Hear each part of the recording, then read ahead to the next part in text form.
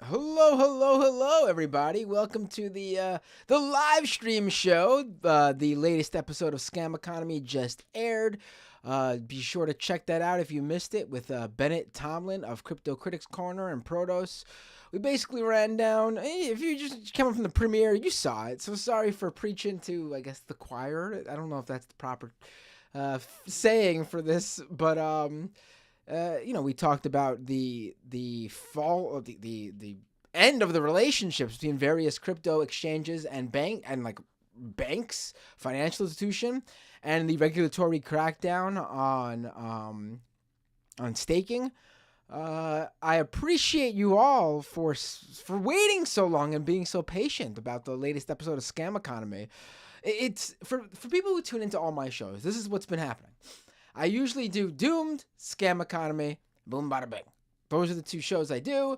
I try to record them back to back. One night is the live stream of Doomed. Maybe the night before, the night after, I record the Scam Economy episode for a couple of days later. Every single time I tried to do a Scam Economy episode, I would get sick. You'll notice that it's been a few days since I recorded that episode with Bennett. And that's because every time I tried to finish the episode, I recorded the part with Bennett, but then every time I tried to record the intro and the outro, I couldn't do it because I could not stop coughing, and it was getting to the point where it was pretty ridiculous. My cough has subsided, as you can see. I still got it. You'll still see me. You probably saw me last week doing it. I should be good now, though. Every now and then, I'll put myself on mute, and that's where you guys come in and help me out by calling into the show, because hopefully I can hold the coughs in while the caller is talking to me. And that way, there's no weird silence in the audio and on the stream. I've been sick like every single week this winter. It's been bad. I don't get it. Anyway, you can call into the show by opening up Skype and searching Doomed Live. And I'll be happy to take your calls. Doomed Live. You don't have to talk about crypto, as you've seen. I've made this a more open-ended, general topic, crypto included, but not only crypto, sort of post-show live stream. It's whatever you'd like to talk about. Let's see. We got I should check out. Oh, we got calls coming in already. Hey, and I hung up. Oh, no, wait, here it is. Hey, what's your name? Where are you calling from? Hey, Matt, it's Dave from Jamaica. Dave from Jamaica. Well, I know how you've been. I hope you're better. I hope so, too. I've been, it's weird because I wish I was just, like, really sick for just a few days, like, in bed, just so I could get it over with. Instead, It's been this weird multi-week thing where, like, I'm not in bed, I'm actually working, I haven't taken a sick day, but, like, very specifically, if your job entails live streaming or podcasting, which is what my second job, this stuff, does, I can't deliver because I until today, I couldn't literally, like, yesterday, it was, like, every other word. I couldn't even talk to my kids without, like, coughing up in their face. So I'm glad I've been, like, hopped up on cough medicine. I got the tussin. I got the cough syrup, whatever. I tried it all out. Nothing works. But glad to hear you call in, Dave. It's been a while. What you been up to?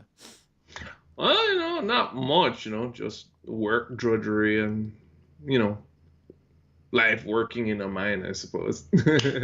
Very uneventful, dull, and slow. So it's amazing that, the post live stream show of the topic with crypto mining, which is a bunch of servers in a room, and then we have an actual miner, which is actually someone who actually goes down in the mines, calling in. Not quite the same. Yeah, well, not quite the same, but Yeah. I didn't think about it like that, so you caught me off guard. But so what would you like to talk about, Dave? After seeing the regulatory forces get involved in crypto, other than the true believers and whatnot, do you think we're finally at that point where this is as good as crypto will get? There won't be any of this Eh, big boom thing again mm, because, or you still think there's some way they'll manage to hmm. sucker people in again? I mean, Web3 companies are still raising money. They're still raising millions of dollars. It's not really, uh, it's definitely out of the mainstream, especially after the AI gold rush took over, and we're living in the age of artificial intelligence being the current tech trend that everyone's throwing their money at and going ape shit over. But it's Also, to clear up, I work in a mine, but I'm not a miner, just in case I'm not there with a pickaxe. I'm literally the inventory guy and well, you're the one the, who the counts how carrying many. parts guy. You're the guy who counts how many pickaxes are left at the end of the day. Yeah. But the the what was I thinking of? The AI stuff. I'm even grossed out by the fact that people call it AI. It's all like marketing bullshit. There's no there's no thought processes going on. It's just a fancier algorithm at best. Right? Yeah, it's a specialty search engine, right? It's Um, it's yeah. like calling a self-driving car when it's just really a self-crashing car. I mean, come on. Dave throwing down. No, With one Elon Musk who went nuts this week. I just realized I when haven't had a has he stream. not gone nuts? I feel like going after a disability advocate who himself suffers from muscular dystrophy and is wheelchair bound, yet has is considered one of the top designers in his field. So much so that Twitter acquired his company just to hire him. On top of that, he's been given the Icelandic Person of the Year award in his home country of Iceland for the work he's done, accepting his payment from Twitter in a way that maximizes his taxes that he pays to Iceland in a show of appreciation to the Icelandic social welfare system, which helped him out growing up. And on top of that, the dude Mhm. literally has an initiative to build wheelchair ramps all throughout Iceland. I mean, Elon Musk couldn't have picked a worse guy to No, to to, to bully. I agree with both you Mats on this one, but I also think the way he handled it tells me he kind of you know threw up the line, hook, line, and sinker Elon in that way because I honestly don't think the guy meant given anything. No, I really don't think the guy. I no think no the no guy. given his politics, right, and given Elon's politics, I refuse to believe he's some sort of naive baby in the woods guy. Like Elon's an asshole and he can't help himself, and then I can bring some attention to whatever cause I'm trying to do while No, I really think the guy. I you really think think the guy. I think the guy legitimately just tried to find out if he had a job or not. Because mm, 2 weekends ago, he was locked out of his company laptop. Yet when he mm, reached out to Twitter's human resources department, or I should say whatever exists of it still, they said they did not know the status of his employment. And I mean, I don't know about you, but if my job was up in some weird mm, purgatory limbo type thing for 9, 10 days, and you've mm. exhausted every private avenue, I would without a doubt go public just to find out if I have a fucking job. You know what I mean? Like the guy No, legitimately I had think no clue. I think he started out that way, right? But I guess for me, I think he knows who Elon is, right? His attitude is kind of publicly displayed. So I think he did legitimately call in to find out his job. And then when Elon became, well, continued his 50 going 15 arc, like, dunking on him and tried to say, oh, all of that. And then after a while, his lawyers were saying, please shut up. Please. Right. I mean, I honestly think the guy was very legit until Elon Mhm. was I think till he went after his disability. Honestly, like the guy gave an honest to goodness Mhm. answer when Elon was like, "What work have you been doing here?" And he like Mhm. actually ran down like his what he's been doing at Twitter. And then Elon continued to like mock him, and then he questioned whether the guy was really disabled or whether the disability was really affecting his work. And I It's the mean, pedo guy arc all over again. yeah, but I think the guy's got a case. I know people are saying, "Oh, everyone, the designer was very public about his muscular dystrophy and how he was wheelchair bound and his disabilities." Yeah, he was public about all that, but he was never public about what Elon outed. Elon outed that the guy said he was having trouble typing because of his disability, so he could not type for long hours in a row. That's not public information. That guy never said that before. That's something he went to privately to Twitter about to say. You can't out someone's, like, just because someone is open about them being disabled doesn't mean that their employer has the legal right to go around telling everyone, not only like talk about the disability all the time, but also talk about how the disability affects their employee. They can't openly discuss that. There's laws about that. I could not believe people who are like, "Oh, well, he's been public about it." Or so you're saying that any disability advocate has no rights as a disabled person when they get hired by an employee, if they are an activist, a disability activist, and their privacy rights go out the window? No, that's bullshit. I agree with you on that. I guess what part that pissed me off about it the most is the Elon simps, the defenders, and then even after Elon was more or less forced to apologize, then these same simps and defenders say, "Look how magnanimous he is," And I can't stand him. You're not even getting paid by this dude. Why? Explain to me why. And people were like saying like, "Oh, that guy just wanted he wanted likes and retweets from getting on a public fight with Elon. He should just move on." Well, two things here. Just move on. The guy doesn't know if he could move on. He didn't know if he had a fucking job still. It's the simping for Elon Musk is ridiculous. The guy, how do you move on? How do you go and apply to jobs if you don't know that your current job no longer exists? What are you going to tell your prospective future employees as you're applying? Oh, excuse me. Oh, where did you work? Well, I might actually still be working at Twitter. How do you say that? Oh my! I know it's got you worked up too, Matt. But the thing is, what I did like is what.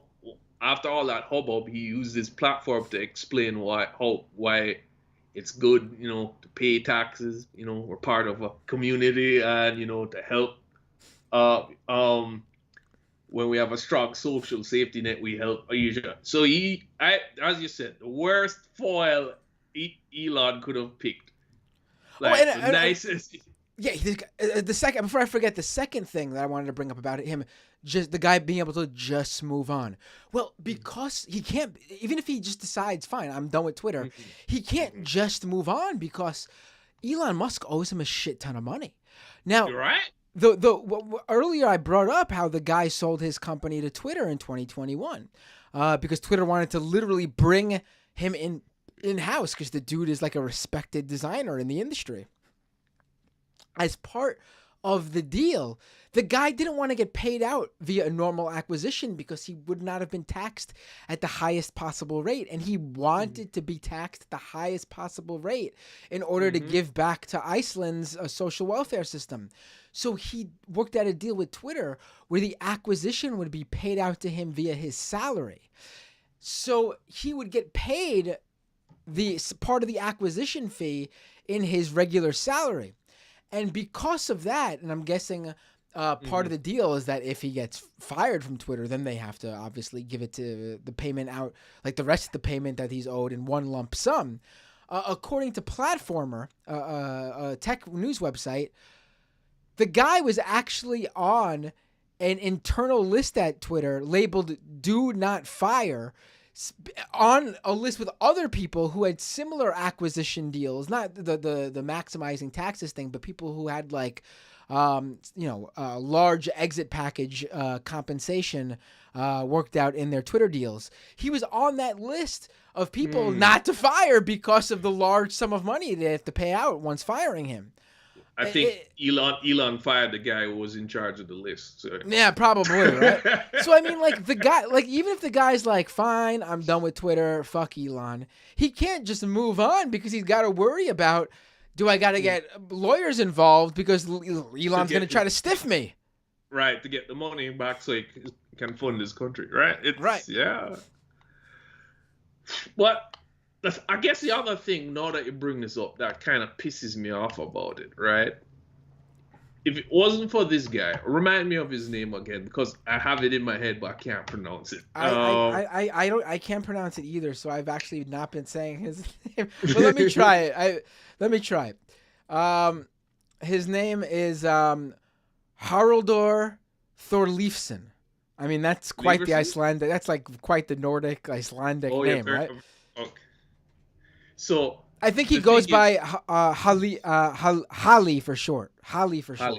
All right. The thing with Halli is, if he wasn't, what pisses me off is, as I say, Halli, for all intents and purposes, seemed like almost a goddamn saint. So if it was, I'm just pissed off even more. Like if you're just like somebody like me who's not like super talented like Holly, and you get fired from Twitter, nobody would have given a shit, right? and that's the part that really pisses me off. I mean, I think the issue, Holly even said, like, listen, if I'm laid off, I get it. That happens. I don't think anyone had a problem with, like, I mean, obviously not an extra problem in terms of, like, yeah, it sucks when people get laid off, period, especially these big tech companies that make money hand over fist, and then they just do layoffs to maximize profits, not because they really need to. But layoffs happen. People get fired. That's fact of life. And while the way people get laid off can certainly be criticized, just being laid off in general is just like something I think, people will criticize companies for, but it happens. And that's what this guy basically said. Listen, if I'm laid off, I'm laid off. I get it. I'm not arguing to keep my job. I just don't even know if I have a job. Like, just give me the dignity of letting me know. Right. Like, just like give me the basic dignity of, hi, thanks for your time here. You're gone. You're fired. You're laid off. We don't need you. Thanks for all the work or whatever. Just like basic, like I can't even imagine what I like I haven't been in a situation like that where I don't know if anyone listening right now, I'm sure it's happened before, obviously, but it doesn't seem like a regular thing where people are fired but aren't told they're fired. It's very bizarre. Well, the thing with the layoffs at Twitter, I'm not even sure, because I don't remember, but I think I saw it in an economic forum, especially, not economic forum, but some guy was talking about it, especially in the tech sector.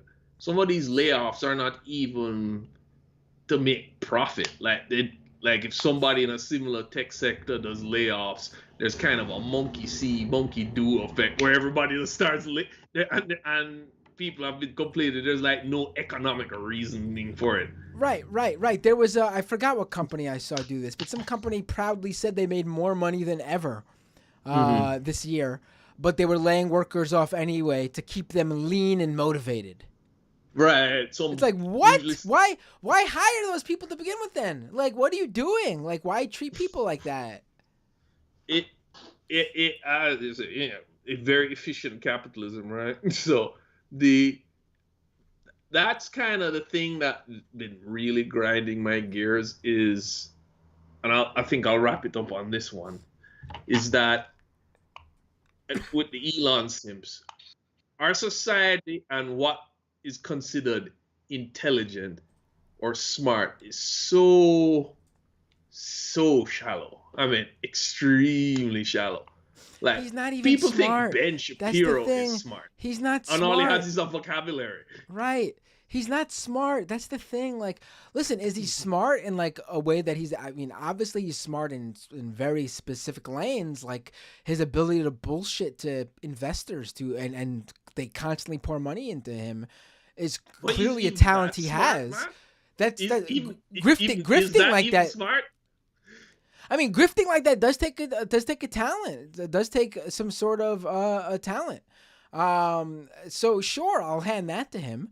But smart in like the automobile industry, no. Smart in like space exploration or basic science, even no.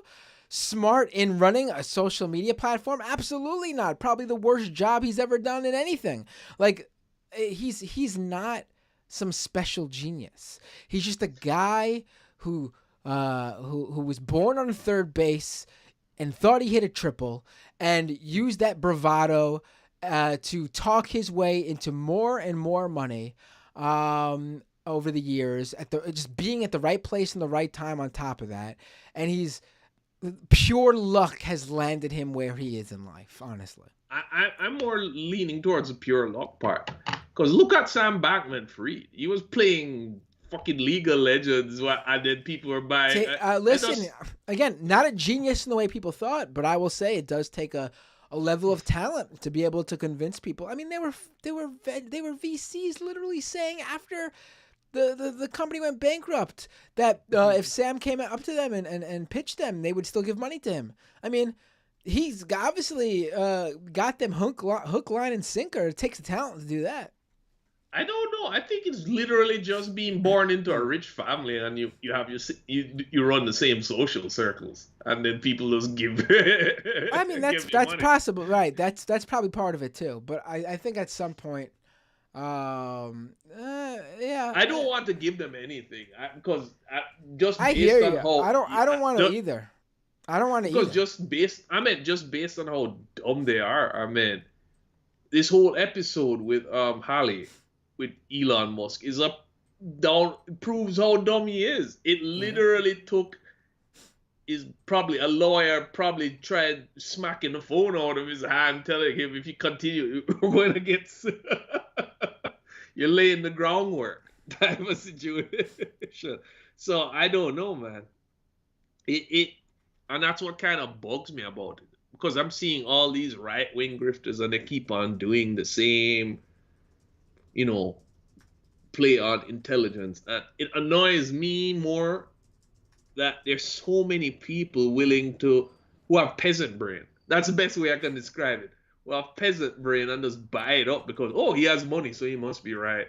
Right? I mean, and these are engineers. You'd figure engineers would be able to tell if somebody's bullshitting on engineering, but evidently they can't. So I'm always flabbergasted at that. Yeah. But anyway, Matt, don't mind me and my frustrations. It's just it really makes me sad to see people just rooting for Elon for free. It makes me sad to see that someone like him is where he is in life. Honestly, it's really, it just.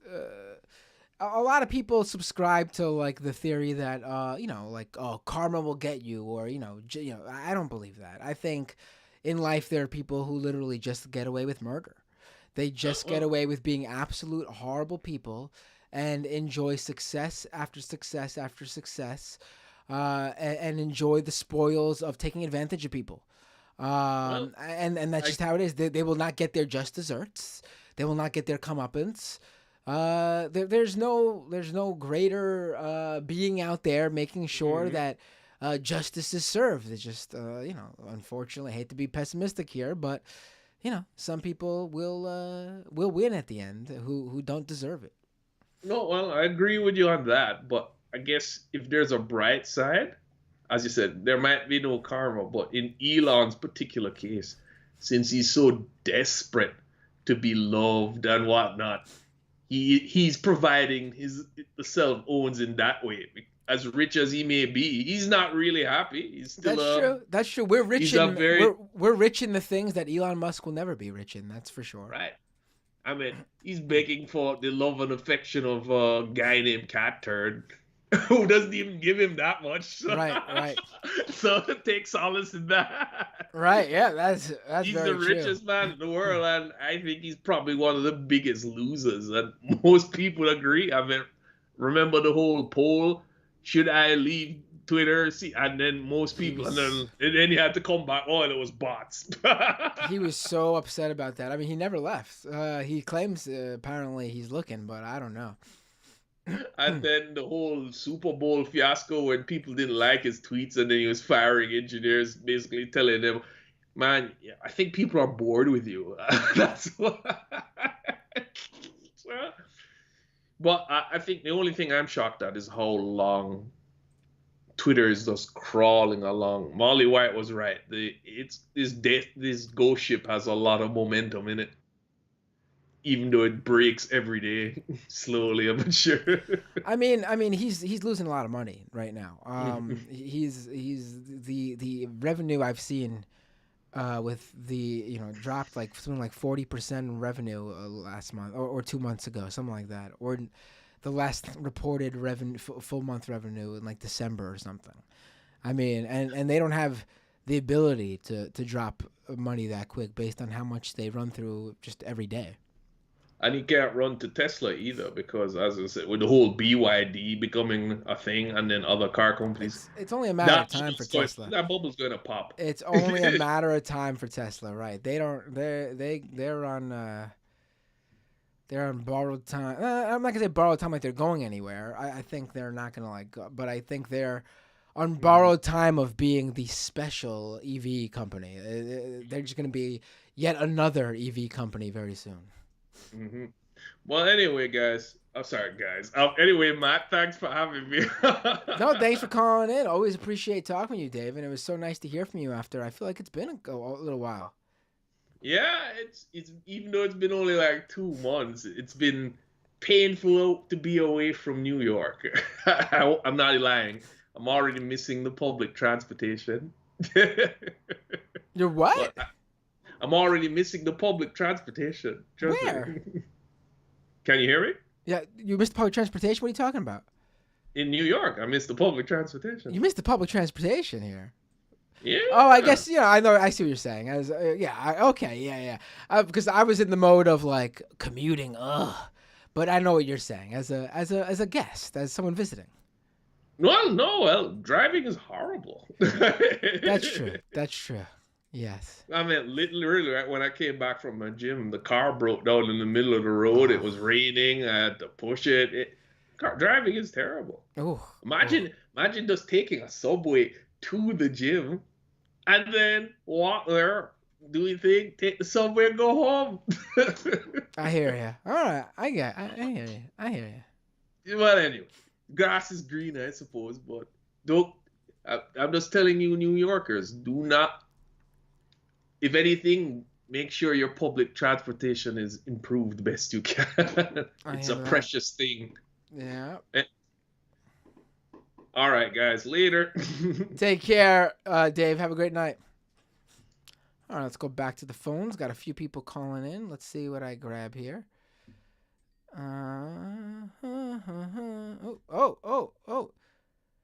Both 3 people who tried to call in just literally hung up same time. Hey, what's your name? Where are you calling from? Forrest from California. Hey, Forrest, from Cali. How you doing? What would you like to talk about? Good. I wanted to call in about Vallejo, California, which is somewhat close to where I live, but they had this scandal recently where their police there did this thing called badge bending, which means What's that? For every person you've killed, you bend one of the tips on your star on your badge. That's fucking weird. Like as like as a badge of honor. Yeah. So they had like a club within the police department who engaged in that basically, and that's the tip of the story too. So this all came out when the SWAT sergeant or captain or something reported. So he was mad that he didn't get a raise, essentially. So he did he collaborated with a a news agency to do a massive expose about the culture within the police department because he was mad that he didn't get a raise. So he revealed all of this like really fucked up stuff that was going on with the badge bending, and just to put this in context, Vallejo has one of the highest murder rates in the state of California, like police murder rates, where police are killing civilians. Jeez. I think it was actually the highest. Yeah. So he collaborated, did the expose, and it came out a few years ago. But recently, Vallejo is currently under investigation by the state of California for police violence. And recently, they destroyed. Is this where they have those cop gangs, or am I thinking of somewhere else? I don't know West Coast too much. You're thinking of LA. I don't know if there's a cop gang in Vallejo, to be honest. Okay. But I know LA is the one that's notorious for that. Okay, got it. All right, go ahead. I just wanted to ask. Go ahead, continue. Yeah. No worries. So they're currently under investigation by California for police violence, and they have like a legal command to not destroy any like evidence repositories related to police violence. And recently, they ordered the destruction of 4 different like repositories of evidence relating to police violence. So basically, 4 different murders that were committed by police. They destroyed the evidence for those murders, and there's a lot of shady bureaucracy stuff going on with that. Like they claim that while it is true that they're under that order, the state never requested those specific cases or the evidence in those specific cases, which is why they felt that it was okay to do that. And they also have there was a law a while back passed in California that mandates that police violence records become public information. So Vallejo, as retaliation to that law, passed their own city ordinance where any police killing that is more than 5 years old, automatically the evidence gets destroyed. Like they just dispose of the evidence for that. How long? 5 years, you said? They've never actually. I think so, yeah. Okay. Supposedly, they've never actually followed through on enacting that, even though it's been passed. But this is the first time they've followed through on that because it was a 2014 killing. Or the murders happened in 2014 or something. So, and just to add a little extra to the story, the person who signed off on the destruction of evidence was one of the lead investigators for all 4 of the cases whose evidence was destroyed. Wait, say that again? Say that one more time? The person who signed off on destroying the evidence in the cases just so happens to be one of the lead investigators for all but one of those cases. Oh, that's weird. Yeah, so, there's a little conflict of interest there. Like, oh, we're just going to destroy all the evidence of the case I was involved in. Jeez. Yeah. So, I do find it a little amusing that all of this started because the SWAT sergeant was like feeling petty about his wages or whatever. I just thought that was a little funny, considering the massive shit show that's happening over it. But yeah, I just wanted to put that out there. No, I think that could be a good. There's a lot more going on than what I touched on because I'm just going off of articles, like what I remember from articles I read. So I mean, you think there's probably a lot there. You think a basic thing, just at least to even cover any sort of even belief that something could be improper, you would just think it would be smart to just not have the people determining which cases get get the evidence thrown away, are also not the cases in which that person making that decision has worked on. It seems like a very basic sort of thing. Well, there's some allegation that he wasn't supposed to have that authority in the first place because he claims he got permission. When you destroy evidence like that, you have to first get like a signature from the lead prosecutor's office, I think it was. And he claims that he got that signature, but the prosecutor's office is claiming they never saw it, the document, and never signed off on anything. So there's some possibility either they're covering their ass or there's some possibility he faked documents in order to do this. And if that's the case, then that person should be reprimanded or in some way, but I doubt that's going to happen. Yeah. Yeah, it's hard to know whether anything is going to happen. Right. So in one scenario, they just decided it's okay for this guy to make these determinations about cases he was working on. And in the other scenario, he did something extremely unethical and probably illegal, but they're just going to let it fly. Yeah. So no real good scenario. Yeah, there's no good scenario, and all the evidence is pointing to the Vallejo City Hall is trying to downplay and distance and like not deal with it, So it's hard to tell what's going to happen because they're very clear on they didn't authorize it, but they also have nothing to do with it, so they don't want anything to do with it. Yeah. And I don't know if anything's even going to. These sorts of either A, incompetency, or B, malfeasance doesn't surprise me. Either or, take your pick. They both don't surprise me, regardless of what it is. I think everyone here watching this show isn't surprised. Yeah, for sure. But I'm glad you called in to share because it's important for people to know about this stuff. Yeah. For sure. I mean, it's like I said, this is there's a lot more to the story than what I've been telling you about. You could write a whole book about all the crap that's been going on in Vallejo. It's just really convoluted and kind of really emblematic of policing in America. Yeah. What's the? I'm sorry. Like I said, I'm not familiar with California that much. How big is Vallejo? That's okay. Vallejo is right next to. It's in between Napa, the Napa Valley, and San Francisco. None of that means anything to me.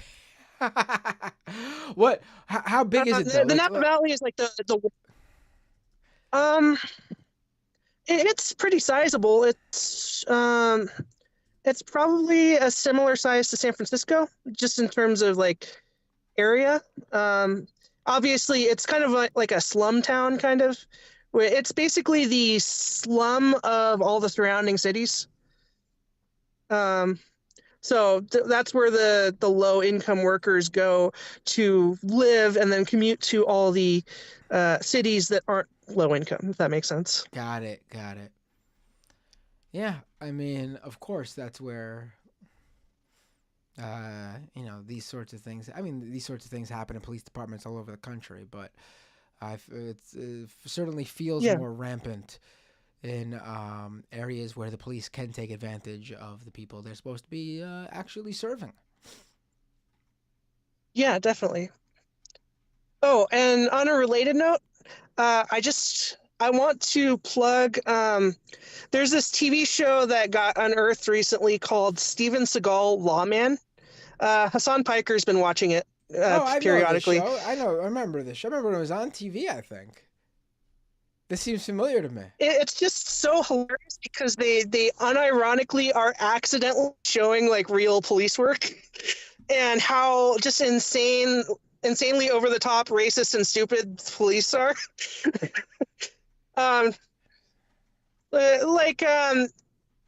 every call, half the calls start with suspicious black man walking in neighborhood.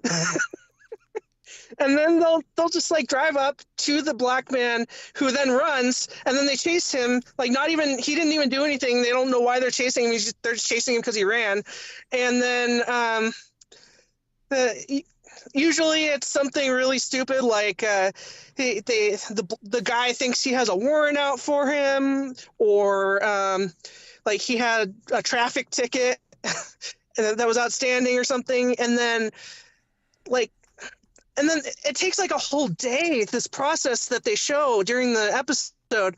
It takes like a whole day. Like by the end of the episode, it's nighttime, and they've just spent this whole day harassing this one black person who ran because he thought he had a warrant out for him or something. And they've got like a dozen cops like trying to figure out if the guy dropped any drugs or if he dropped a weapon while he was running, or it's just hard to express how. Cops do that a lot. Sorry, the cops see someone running and they automatically just chase. They don't. It's like it's like Looney Tunes. It's like Warner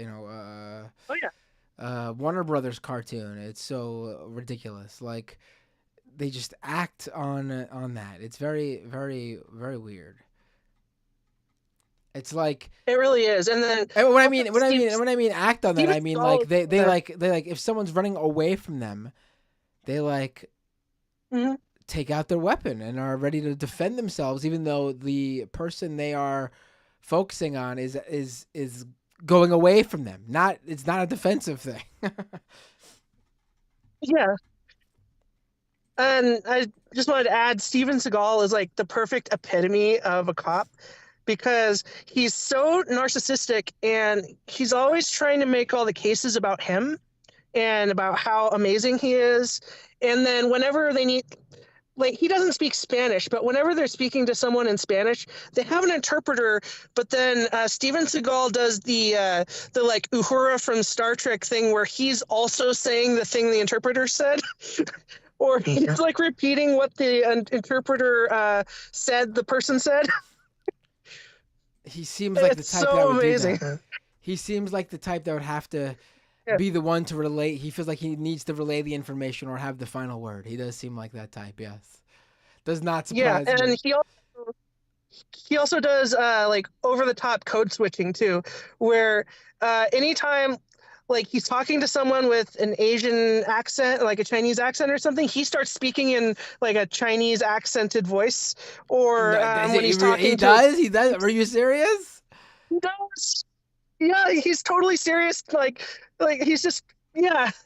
Or if he's talking to a black guy, he suddenly starts talking like some like hood gangsta dude, you know? Unbelievable. I mean, I not unbelievable, very believable, but I gotta see this now. I heard of the show. I've definitely seen the ads for it when it was on TV, like the commercials for it. I just never seen an episode.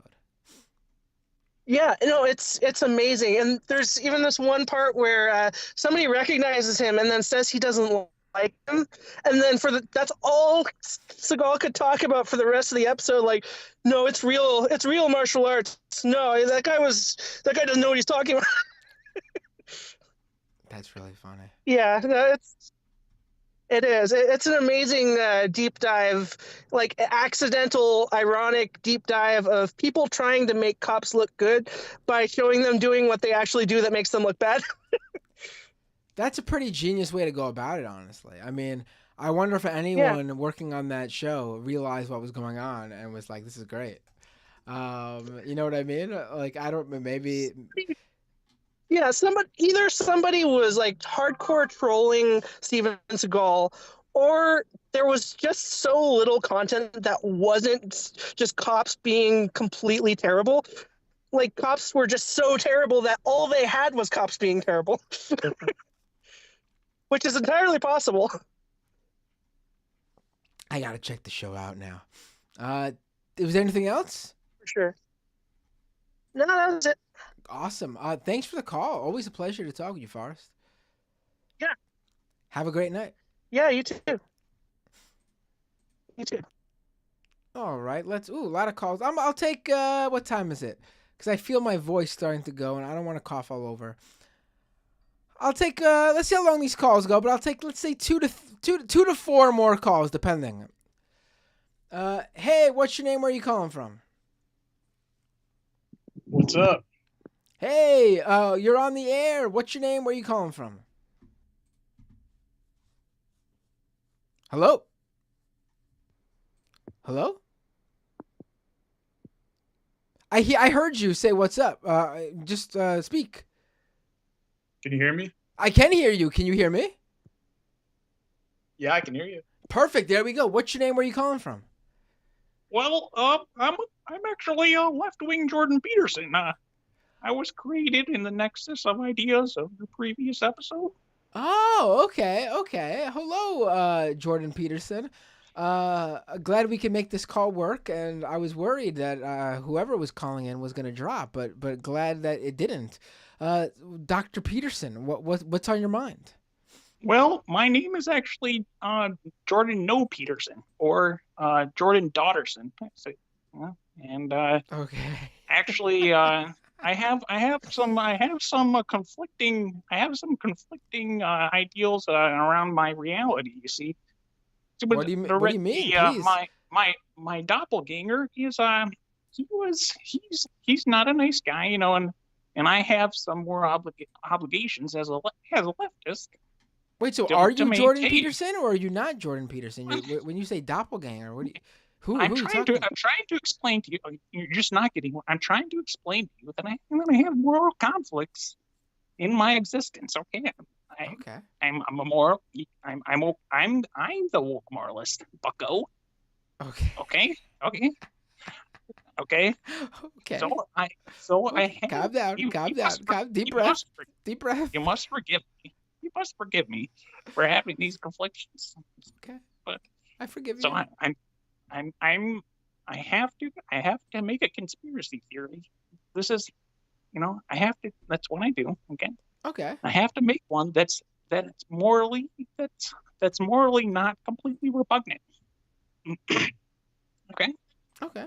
So it's not an easy thing to do, and you have to realize that there's some evil things going on in this world, and there's a group of people that's responsible, and it's clowns. It's what? It's clowns. Are you saying clouds or clowns? Clowns. Clowns. Oh my God! It's clowns. What are clowns to you, Mr. Peterson? Well, they're very easy to discriminate against. They all look very funny, and they like being made fun of. So it's a great target, but there's plenty of proof to go around. What they did to you was be very easy to make fun of.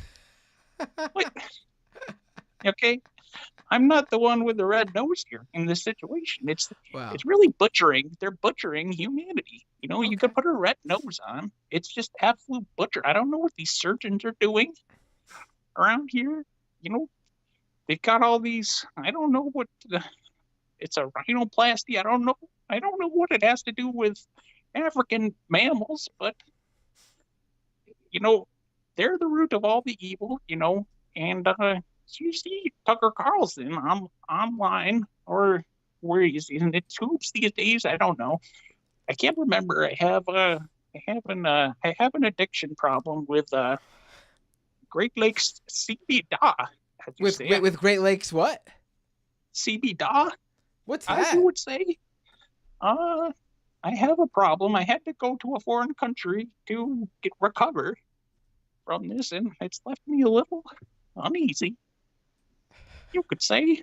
And anyway, I got a few screws loose, but I have points. All right, Mr. Peterson. And Jordan, my friend. Let's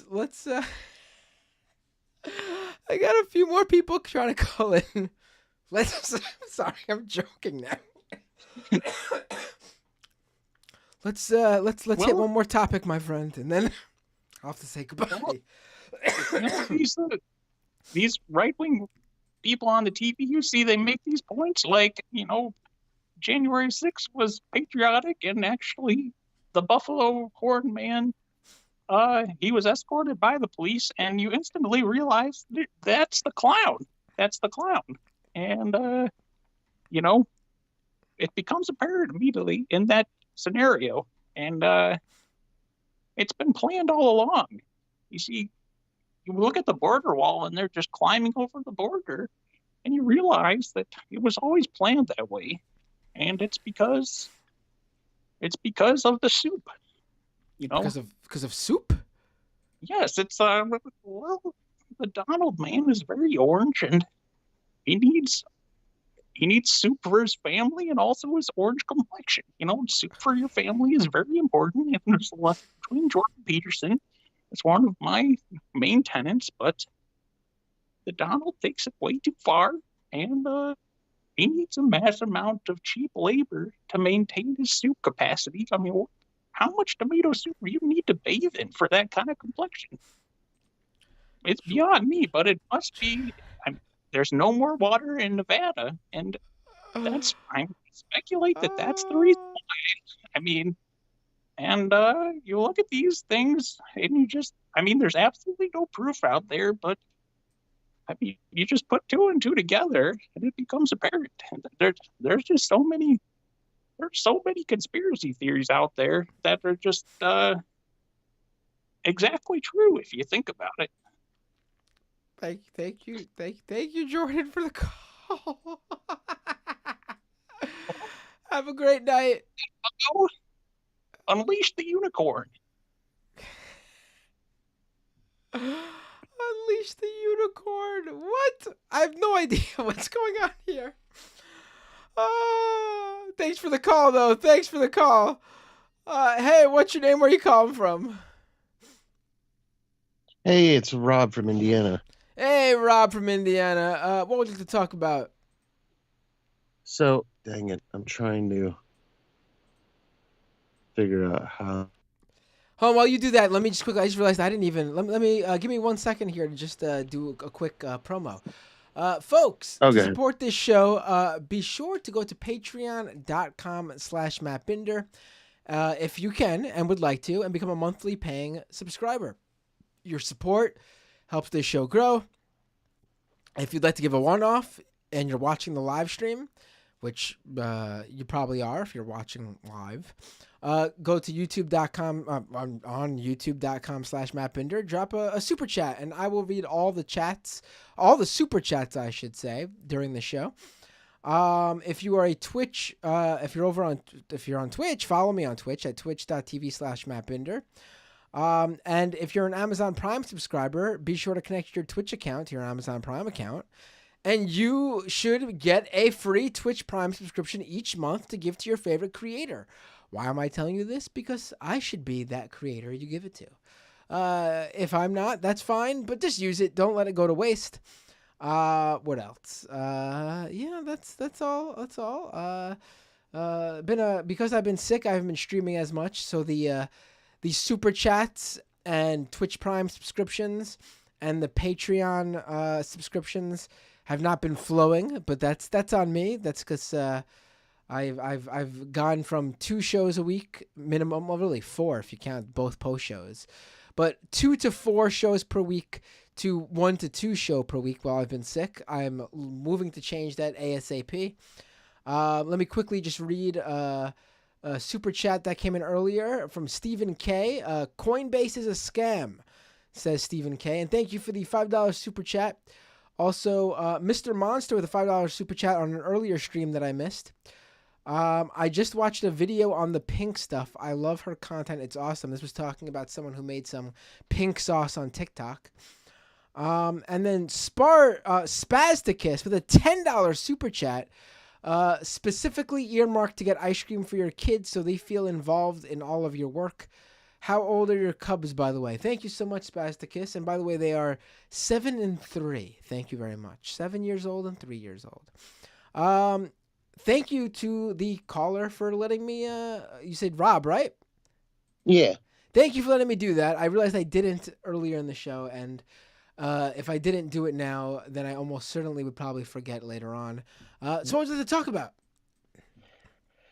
Okay, so I have a couple things that I wanted to bring up, and I will try to make them pretty quick. I actually called for the first time last week, uh, and we started talking about the George Floyd, protests. We thought something would come of those. Right. Um, what we kind of went off into a different direction than what I was originally going to talk about, so I Oh just yeah. wanted to So make sure. let's do that. Yeah, sounds good. Um, what I was gonna say, or what I was gonna bring up, was the fact that I have read a few articles recently about how the George Floyd protests were almost immediately infiltrated by different uh, police units and things like that. Like, Hmm. I don't know if you've seen any reports on it, but I've seen them sporadically, where it's like police were caught uh, like placing bricks in certain areas uh to during these I know that protests. was there was a lot of speculation about that. I don't know the details of that, but I do know that they obviously had people on the inside of these protests portraying themselves as activists. Right. What they did, I off the top of my head, I don't know, but there certainly was work being done to infiltrate the Black Lives Matter movement in 2020 for sure. Yeah, when I'm out in the Midwest, so we have different cities around here that I've seen videos of. There's video footage you could see of uh protesters out, and police, or suspected police, grabbing bricks, you know, and running toward the protesters. I know we had um, two situations in here in Indianapolis where uh, two one guy on one side of the street was kicking in a bank window. So we started yelling at him to stop, and calling him out as an infiltrator, and protesters were running over to him, and then all of a sudden another guy goes and starts smashing out windows on the opposite side. uh so it was, and they were pulling them away from, it was like pulling them away from that guy, and they were, it was just a crazy confusion. And then the next thing we know, tear gas, rubber pellets, things like that. um but I feel like more and more I've been catching stories of uh, protests, rallies, things like that have almost instantaneous reaction of infiltration, which I think it definitely prevents any sort of real progression or push towards progression.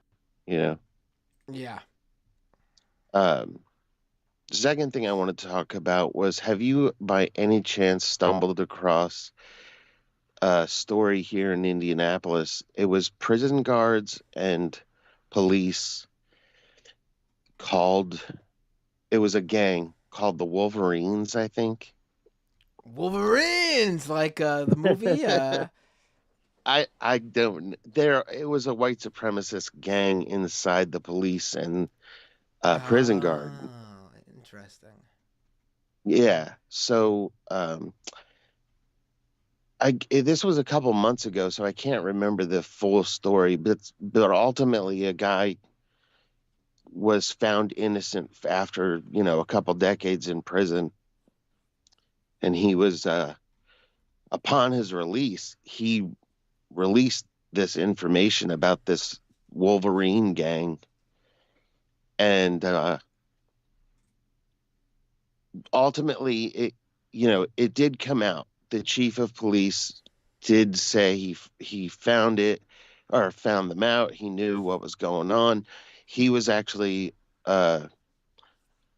when he was, in his earlier days, he actually knew that it was happening, but he was, as being that he was black, he couldn't do anything but complain to superiors that didn't do anything about it.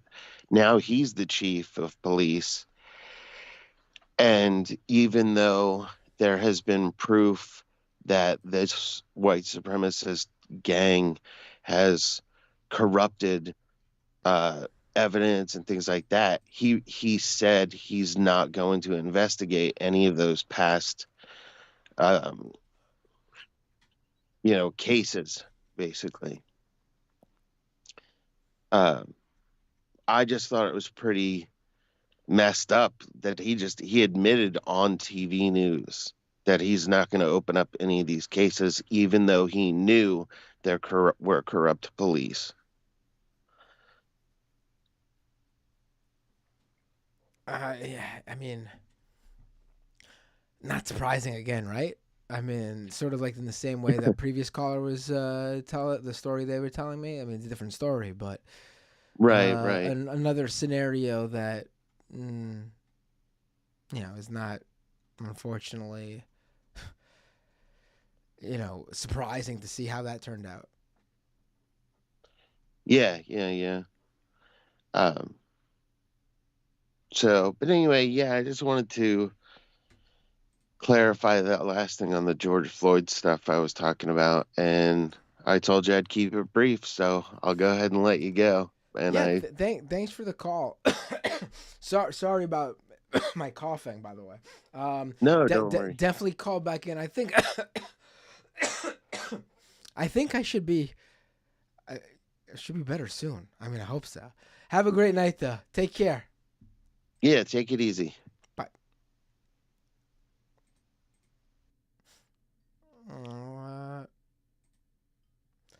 Hey, what's your name? Where you calling from? Hello? I don't hear you. Uh-oh.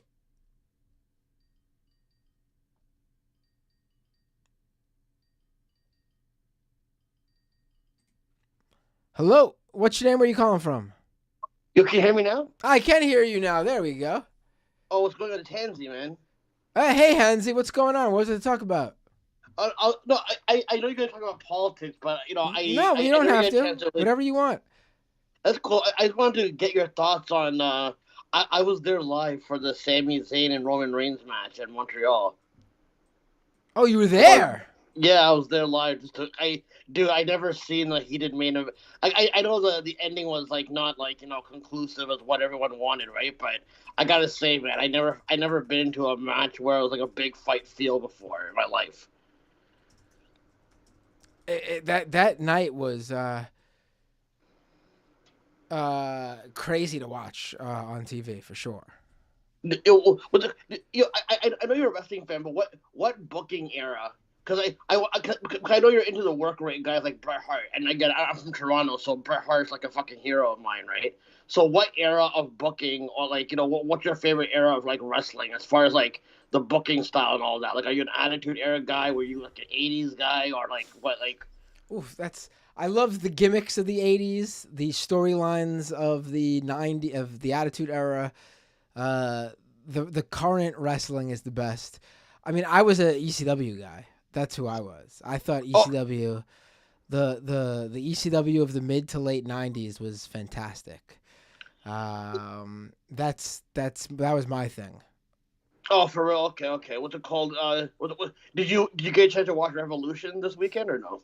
No, it's really hard for me to catch the AEW special events because I don't order solo. I stopped. Yeah, I stopped buying WWE pay-per-views in those later years before they launched the network. I watch every pay-per-view now because they're all on the network, and paying $5 a month for every event. I get you. But if you get a chance to, you should at least try to seek out the MJF versus Bryan Iron Man match. I do want to watch that. Yes. Like, dude, like I know the creative hasn't been like, since CM Punk has been gone, everyone's like complaining about the creative and all that. But I gotta say that MJF doing the like not like doing like this is what I want out of like I want a combination of Attitude Era shit with the '80s shit where like you don't see title defenses on regular TV all the time. I'm all for that. I think that like the biggest mistake during the Attitude Era was probably giving away too many title matches and having so many hot potato title reigns that honestly it kind of devalued the fucking title over the next several decades, in my personal opinion. Right. You know what I mean? Like I didn't want to bore you. I know you're a wrestling fan, and I know that's like out of nowhere because of like you have other like serious topics like the world's like impending doom. But I thought you might want to take a break. I love talking about wrestling. Let's do it honestly. Oh my god! I just realized the friggin' episode didn't go up on Patreon. Sorry about that. Anyone who's who uses Patreon to know when the show's going up, it didn't go out for some reason. I don't know why. I think that Jordan Peterson impressionist guy who like took you off your game for a little bit. You know what I mean? But now you're back at it. Right? No. Yeah.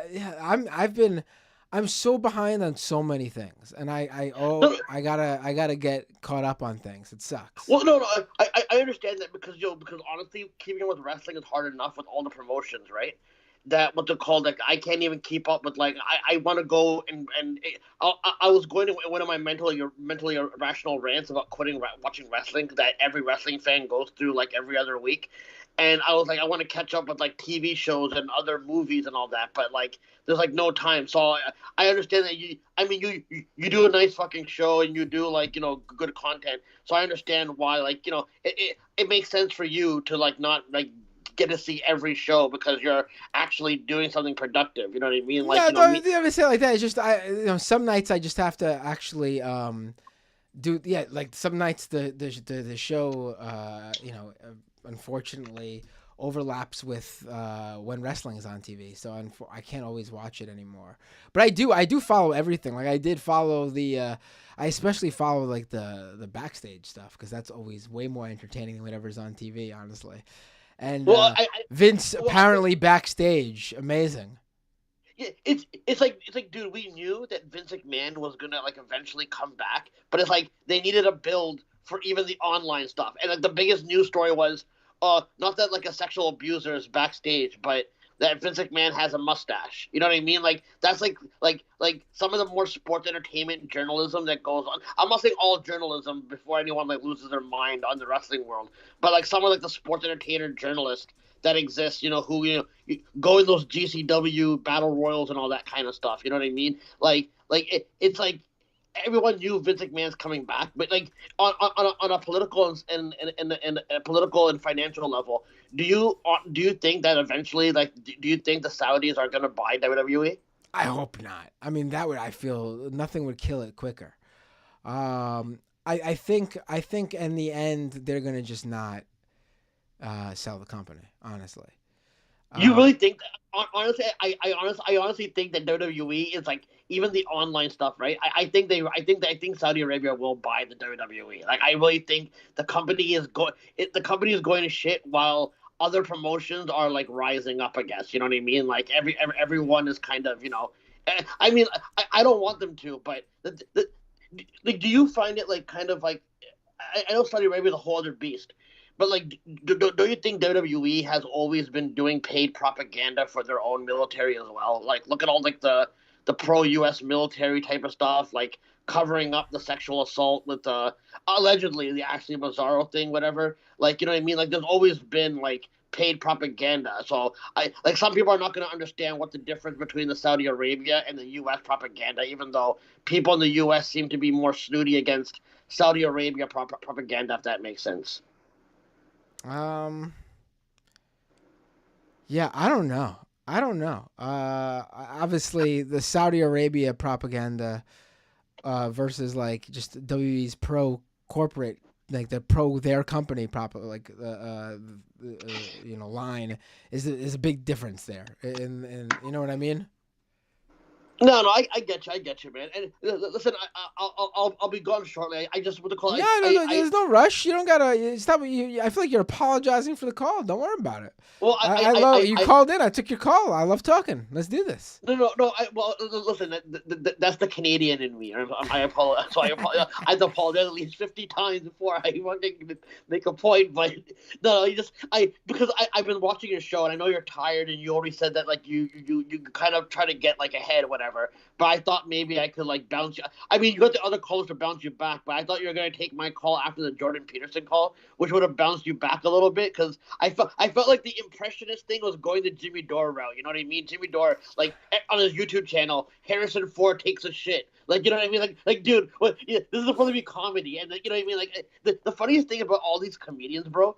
Do you notice how everyone, like, if they're like a neoliberal or like going into like the right wing sphere, they've all become what they accuse Jay Leno of becoming, and they've all become what they accuse Dennis Miller of becoming. They just found they found the trans issue and they found the COVID issue to be the main events of why they're going to change their outlook on life, and suddenly they're going to become like more outrageous. And thankfully, I was buying into like some of the sophisticated anti-trans stuff before I actually caught myself. But I started noticing because you don't, because when you consume entertainment, you listen to entertainers kind of in a way without even realizing. You're like, well, this guy's a regular guy. So if I'm listening to Joe Rogan constantly, and Joe Rogan's doing nonstop propaganda against trans people while having like, you know, race science people on to sophisticate their bigotry, then you start kind of like going, okay, maybe I'm falling into a category that is going to be like, you know, really, really fucked up. You know what I mean? So I've always tried to catch myself before falling for propaganda. But now it's like it's all the entertainment kind of in a way, if it makes sense. No, I it does. I'm sorry. I'm having a coughing fit now. Yeah, no, I mean, this is the problem, right? That so many of these different personalities and influencers so easily bring their audience down that path by you know, portraying so many of these things in that light, in that framing, and using pop culture and the culture wars and things like that to foment anger and hatred towards a certain way from their audience. Yeah, no, and the ironic thing is like they will use, I feel like the new conservative aesthetic of like the like mean that like if like Russell, like I don't know if you talked about Russell Brand yet or anything, that like I agreed with some of the stuff that Russell Brand was saying about corporate media, but then at the same time this guy will act like, oh, I'm so free that I'm going to call out the Democrats for calling out MSNBC and CNN. I understand what to call like the legacy media, but what I'm saying is that people online think that by them dunking on mainstream media solely, that automatically makes them credible. Because if Russell Brand is so free to talk about like everyone who's a propagandist, he's on Bill Maher's show, and he still like he didn't call out Bill Maher for his career of like doing anti-Islamic or anti-trans stuff or all that anti stuff, and then he goes on Steven Crowder's show. So like even though like he was talking truth about like the mainstream media and the corporate media, he'll then go on like Steven Crowder, and then they never seem to call out the alt media, which, and again, Glenn Greenwald will boast about, Russell Brand has over 8 million viewers a day when he does his program. So then are you saying that he's more mainstream than CNN? Because if we're doing audience sizes, then that would mean that the internet is just as mainstream as the mainstream media itself, if that makes sense. You know what I mean? No, that's a really good point, honestly. Yeah, I think that it's all just the framing from them. They want to both pretend they are, one thing while also being the other. But the two sides of they want to be two sides of the same coin. It doesn't make any sense. They're just complete. What they're describing is complete opposite. Yeah. And I think in the 2010s. Like that kind of like calling it the mainstream media was revolutionary because social media like took a fucking like it took like it became a new beast, right? Like internet was always involved, but then I think people rely on the internet being, oh, I heard it on the internet. And this is kind of for someone that's a conspiracy guy and all that kind of stuff, where I used to go, well, the mainstream media's not talking about it. They lie. So why would this be a lie kind of thing, right? But the thing is, people don't understand you're on corporately run platforms where there's probably Fed accounts every single fucking place.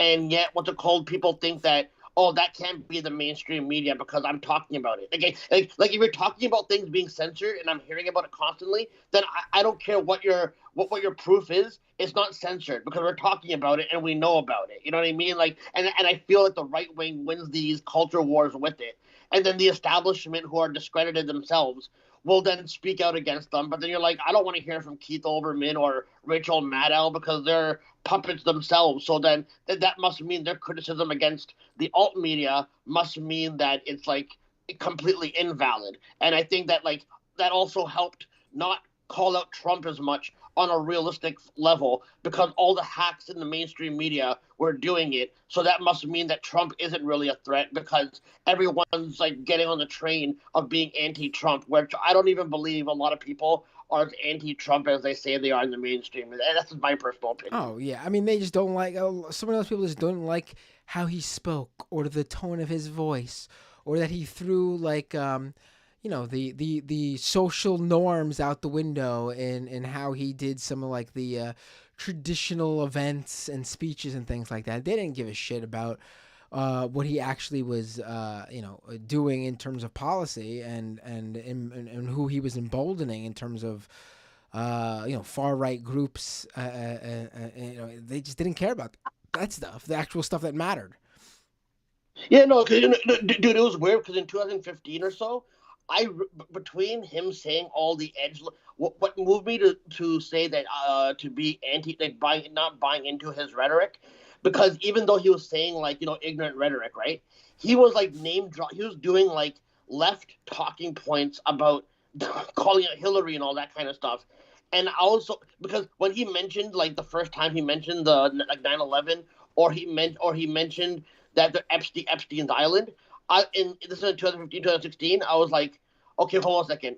I know he's saying ignorant shit that like all the right wing comics are propping up, but I go, this is interesting, right? So I gotta admit that I was completely confused about which way he was actually gonna go, because I'm like, is he talking truth and with a good intention, or it just made me realize that being a quote unquote truth teller, anti-establishment guy, it's just as watered. It used to mean something in the 90s and early 2000s, but in the 2010s and 2020s, it's like completely watered down. Like anti-establishment is like still pro-establishment, in my personal opinion, if that makes sense.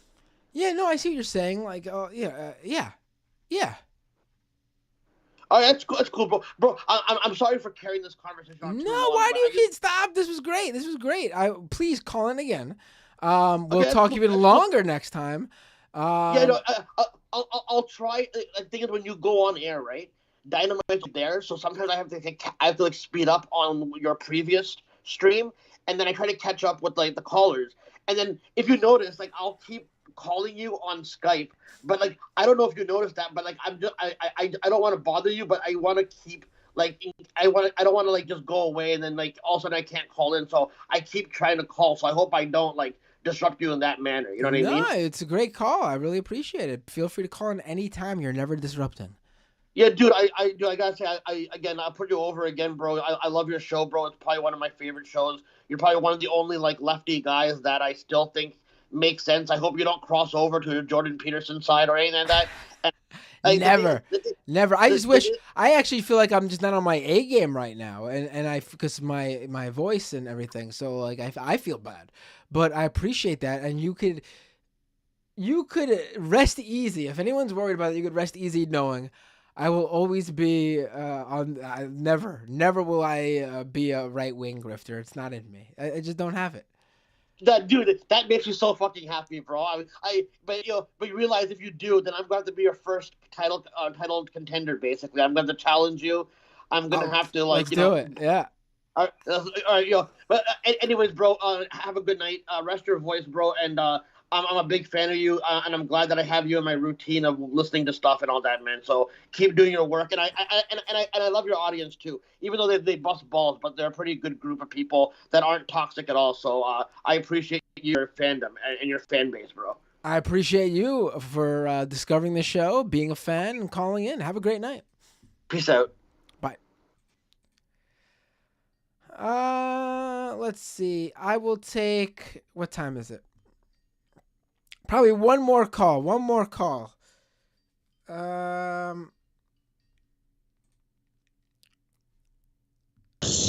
will take. Hey, what's your name? Where are you calling from? Oh wait, let me get this. Stay on the line. Let me just read this super chat from Wanda really quick. Wanda Valentine with a super chat.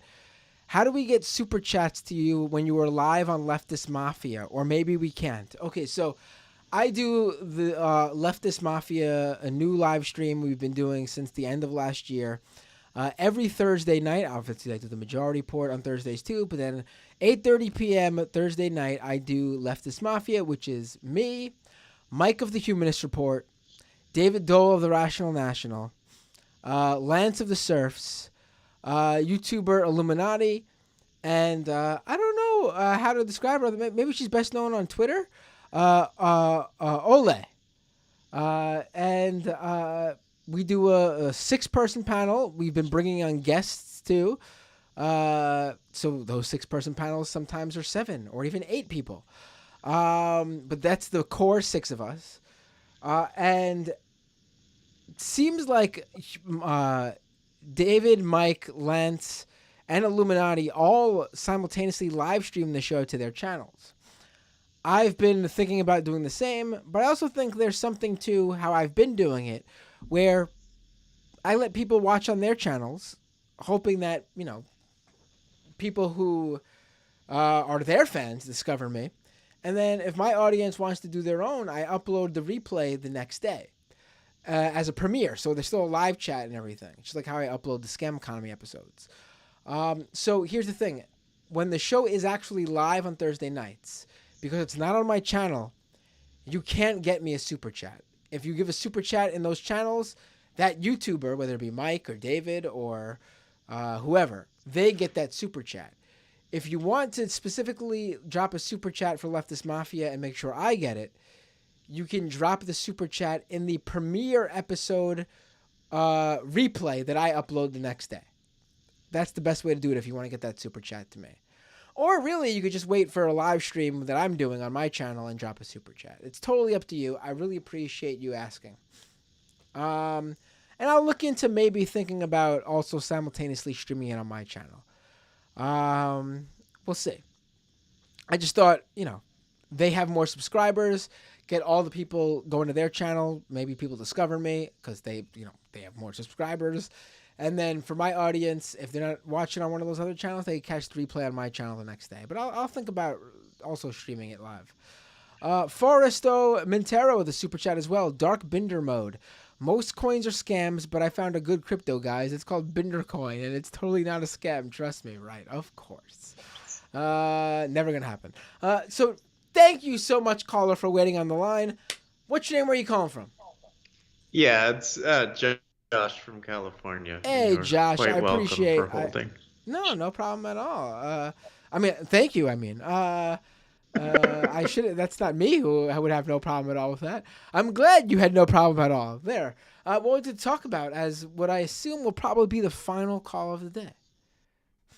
Do you want to try and take that from the top?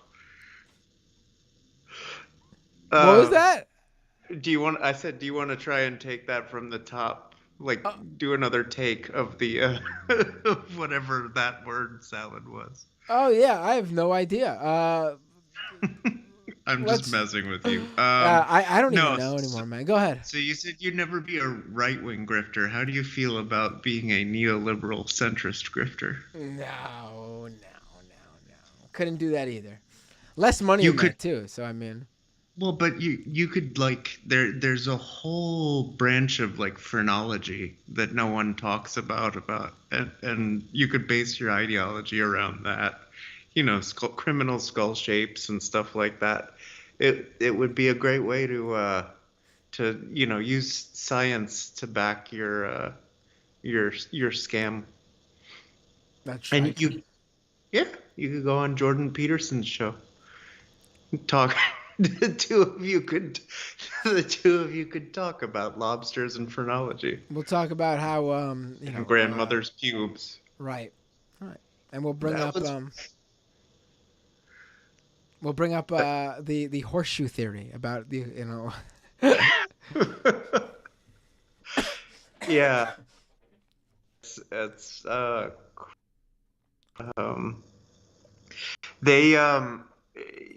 Forrest talked about Vallejo. They're the ones that shot the kid he was coming out of a hardware store and had a hammer in his hoodie, and the officer just shot like 13 rounds through their windshield. Jeez, I did not hear about this. Yeah, it was actually during the George Floyd protests. Oh, then maybe this was okay. Maybe I did hear about it then. Yeah, it was. They didn't really talk about all of the problems that go on in Vallejo at the time. It was sort of just kind of the general narrative. But yeah, the badge bending thing's been going on for like 30 years. It's a gang. I mean, they've been a gang for a long time, and I can't remember if they call themselves the regulators or the executioners or something. I love the names. They always come up with such great names, right? Yeah. The regulators, the executioners. What was the previous caller said that the one in their hometown or neighborhood was the wolf pack or something like that? The Wolverines. Ooh. That was it.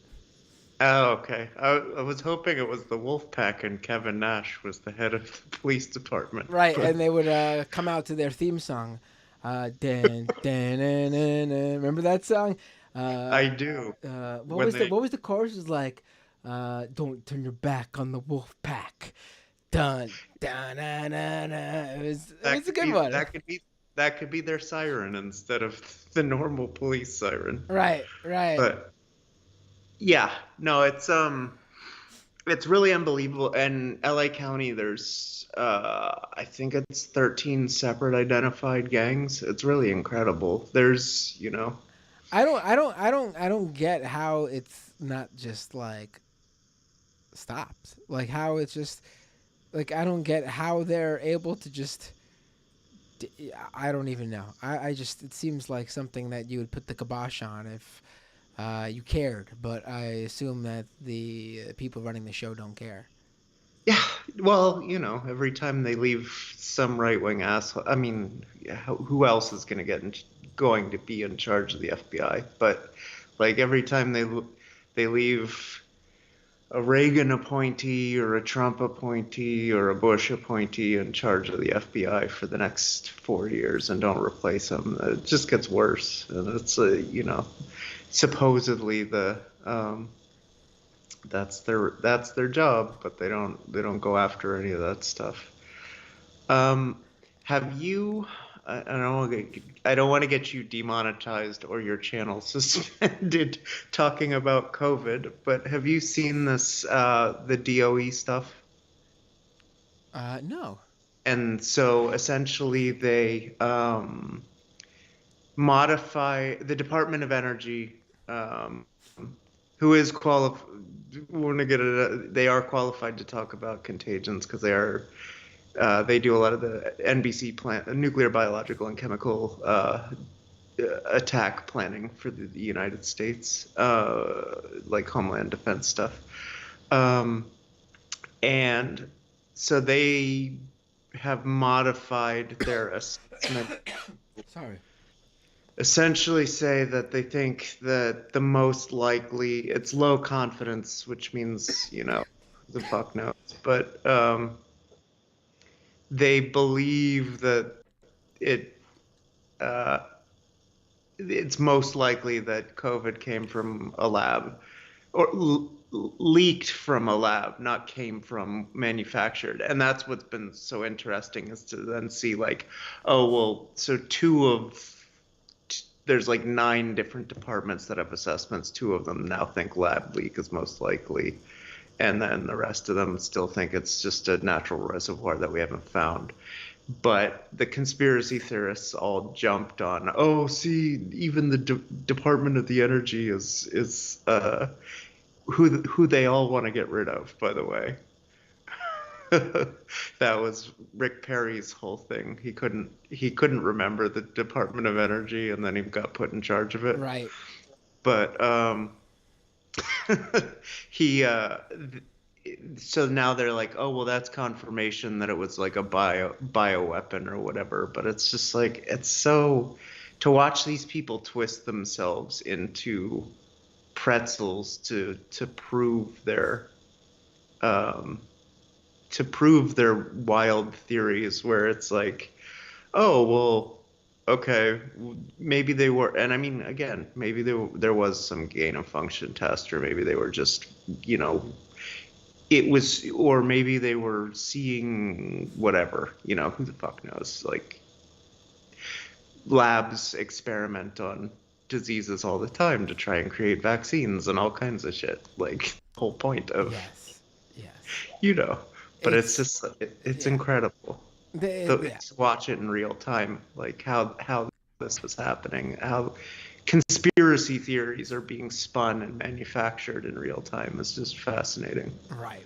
I mean, I have been paying attention to the most up to date of what's going on in there, and also I feel like talking about this topic while I'm coughing up a storm is probably good fodder for someone to clip. So let's just put a pin on this conversation, and we can talk about it next week. Fair enough. Also, go to a doctor. I'm fine. It's just I should go to a doctor. I haven't been to a doctor in a while. But you're getting to the 8. I don't know about your family history, but if you have a I gotta say, I feel like history of a bunch of hereditary shit, you're getting to the age where you should start getting checked up regularly. I feel like this past like year or so, my age has been starting to hit me physically. Before this, I was fine. It felt exactly the same as I did 5 years, 10 years ago. But then all of a sudden, it's just like, oh my God, what happened? I gotta work out. I gotta go to a doctor. I gotta get back on track. What's going on? I have no idea. Yeah, and it only gets worse, man. Like, I'm probably 4 or 5 years ahead of you, and it's 41 was so like bad for my cardio. Yeah. It's just like I turned 41 and running got way harder.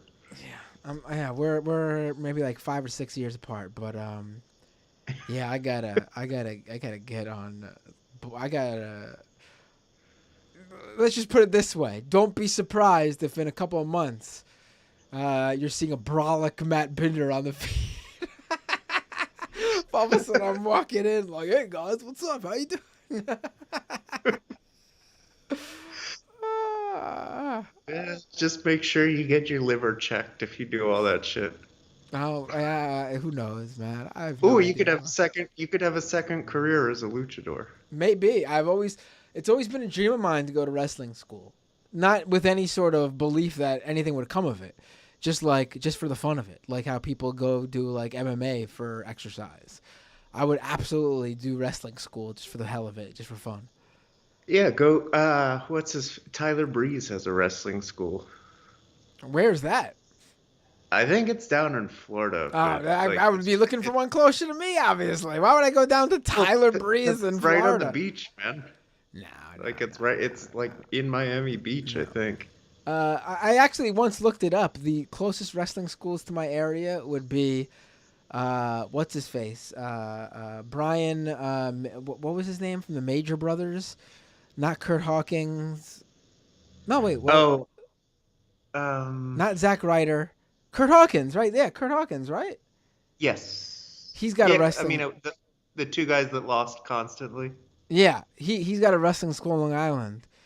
And then Amazing Red of Impact, TNA Impact Wrestling. Amazing Red's got his wrestling school in Queens, but it's not by me. Oh, does the Brooklyn Brawler have a school? No, not Brooklyn Brawler, but what's his face? Johnny Rods, the old school WWE jobber from back in the 80s. Johnny Rods has a wrestling school in Brooklyn. Yeah, that is probably a good, like, a guy who had to like sell his ass off to get TV time is probably the best person to learn from, would be my guess. I doubt he's even involved in the school anymore. I went like to check out the like one of their like school shows like 12 years ago, and the dude was like old as can be 12 years ago. I can only imagine what he's doing now. Or just write to Dutch Mantel and see if he'll teach you. If any pro wrestler is a fan of my streams or any shows I go on or knows of who I am in some way, shape, or form, and would like to offer their services, I'd be happy to oblige. It would be fun. How's the puppy going? Good. He's good. He's a good boy. He's got his moments. He's nipping at the kids too much in a playful way, but it's too much. He obviously views the children much differently than like he knows the difference between the adults in the house and the children in the house, and he's getting a little bit too nippy with them. I know he's teething, so that's got a lot to do with it, but we got to put a kibosh on that before he grows any bigger. That's fair. Yeah, they need to know who's boss, because that can be a problem. Yeah, I mean he's good. He's a good boy though. Otherwise, he's chill when he has to be. He's very curious about the cat, our cat, and luckily he's not curious in a way that's overwhelming for the cat. Like he's scared of the cat, but the cat's scared of him. But today I missed it, but from what it was described to me, the cat and him got close enough for the first time where the cat bopped him on the head as a warning. And the dog backed up but thought it was like the cat was trying to play with him, like it was a playful thing. So he got all excited, and then he went running towards the cat to play. And my cat, Sabu, hissed at him, and the dog freaked out. Like he let out a giant yelp and like backed away like super fast, crying. Because the cat scared him so much when the cat did that. So I prefer it that way. If one's got a buster on the other, preferably the cat. Because the cat can't kill the dog like the dog, I'm sure, could kill the cat. That's usually how it works. Yeah.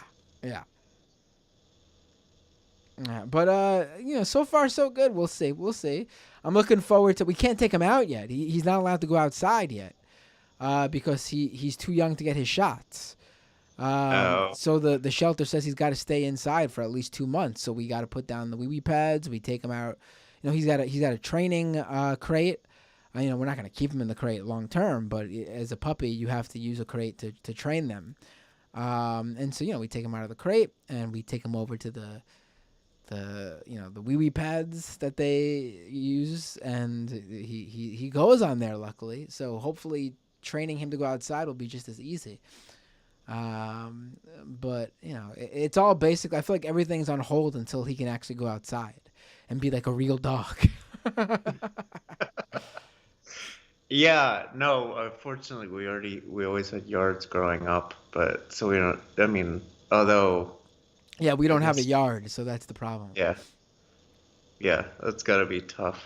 Especially that much energy in an apartment. Just sounds like a lot. Yeah, these dogs are energetic too. But he's good. He's good. So far, so good. We'll take it from here, and I'll give you guys updates. Oh, all right. All right, Matt. You have a great evening, and I hope you feel better. Take care. Have a great night. Always a pleasure to talk with you, Josh. Have a great night. You too. Bye.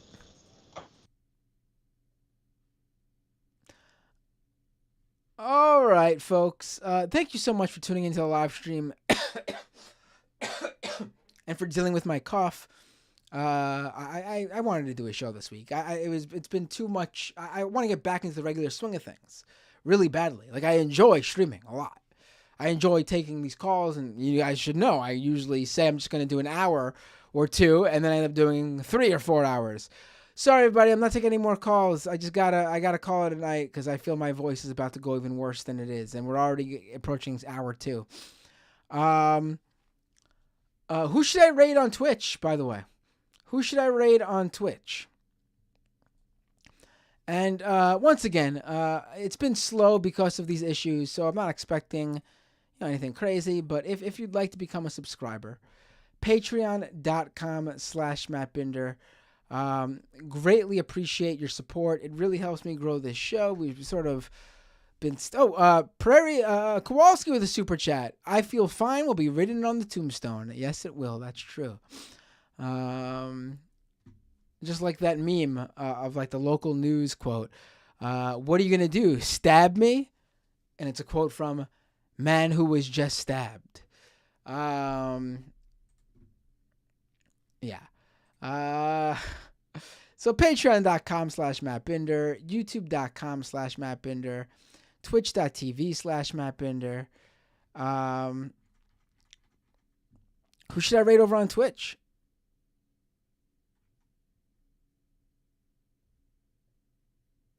Who's Jason Society? He's watching a wrestling documentary? Jason Society. Who else we got? Let's do Jason Society. It's someone new and different. I like spread. You guys love me. I like spreading the love. I like spreading the. And he's watching a wrestling documentary, so I mean, he's got me won over.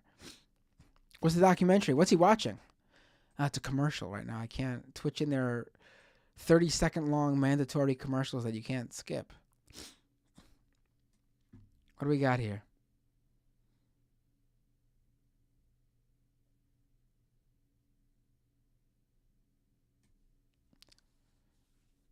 Five, four, three, two. I've rated Riverboat Jack before. I'll be happy to do it again in the near future. Same with Ariana Jasmine. Ooh, I don't even know what this documentary is. Looks cool though. All right, let's do this. Let's rate Jason Society. Someone new. All right, folks. Really appreciate you tuning in. I will see you all tomorrow on Majority Report. Tomorrow on Leftist Mafia. And maybe I'll be doing some other streams. The usual Doomed and Scam Economy will be back to the normal schedules ASAP.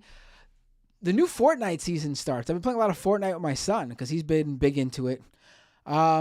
Maybe I'll start streaming Fortnite with the new season. That would be fun. All right, folks. I will see you all next time on either Doomed or Scam Economy. Peace.